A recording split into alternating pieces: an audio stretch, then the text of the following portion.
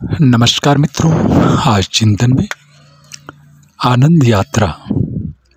जिसे अपने भीतर की दिव्यता का बोध हो गया, वह फिर इस संसार में एक ही प्रकार से विचरण कर सकता है, वह है आनंद की ओर।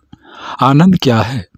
मनुष्य की निर्विकार अवस्था, हर प्रकार की चिंता से परे एकत्व के संग। ऐसा तभी होता है जब हम पूर्णतः उस ईश्वर को समर्पण कर दें जिसके द्वारा हम परिचालित हैं।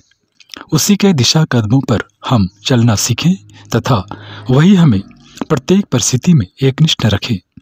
जब हम उसके अनुरूप जीवन यापन करते हैं तो स्वतः ही हमारे कष्ट पाप दूर हो जाते हैं तथा हमारा जीवन अपने आदर्श स्वरूप की प्राप्ति करता है।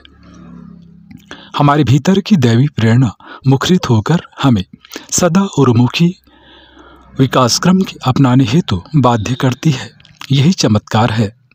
जब तक मनुष्य अपनी समस्याओं में जकड़ा रहेगा, उसे अपनी आत्मा के कल्याण का पथ दृष्टिगोचर नहीं हो सकेगा।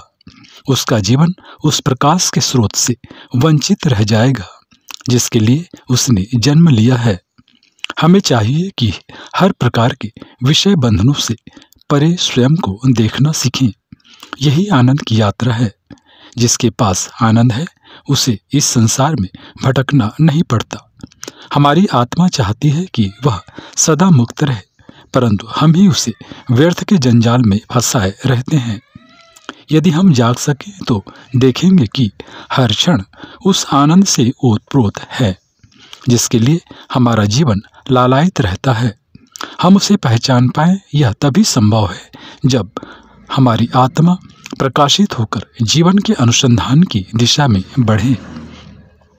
इसके लिए सर्वप्रथम हमें अपने भीतर से सभी आसक्ति दोष मिटाने होते हैं तथा यह संकल्प ग्रहण करना होता है कि हम पूर्णतः आत्मावलंबी बनेंगे। जो कुछ भी इस आत्मा के विरुद्ध कार्य करें उसे त्यागने में हमें कठिनाई न हो तथा हम स्वयं में निश्चिंत अनुभव करें। जिसके पास आत्मचेतना से संयुक्त दृष्टिकोण है वह कभी भी दुविधाग्रस्त नहीं हो सकता है। उसकी प्रतिभा सदा उसे उत्थान की दिशा में अग्रसर करेगी तथा उसका जीवन सुख शांति से परिपूर्ण हो उठेगा। ऐसा व्यक्ति इस संसार में पुण्य के प्रसार हेतु ही कार्य कर सकता है, क्योंकि उसका व्यक्तिगत स्वार्थ कुछ रह नहीं जाता।